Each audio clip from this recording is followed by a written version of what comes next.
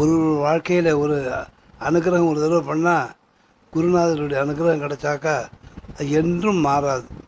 அதே மாதிரி தான் அவள் கொடுக்கக்கூடிய ஆசீர்வாதங்களும் அப்படியே நடக்கும்.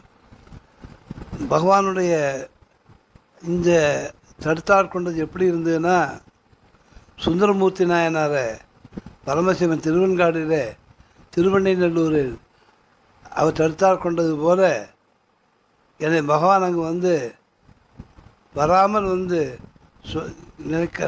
நடக்காமல் நடந்து நினையாமல் நினைத்து சொல்லாமல் சொல்லி என்னை தடுத்தாட்கொண்டு சத்குரு யோகிராம் சுரத்குமார் சுவாமிகள் தட்சிணாமூர்த்தியாக நிரூபணம் செய்து காண்பித்தார்கள்.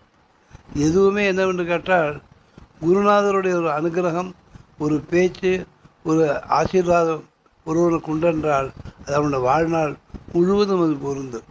ஒரு விஷயத்துக்காக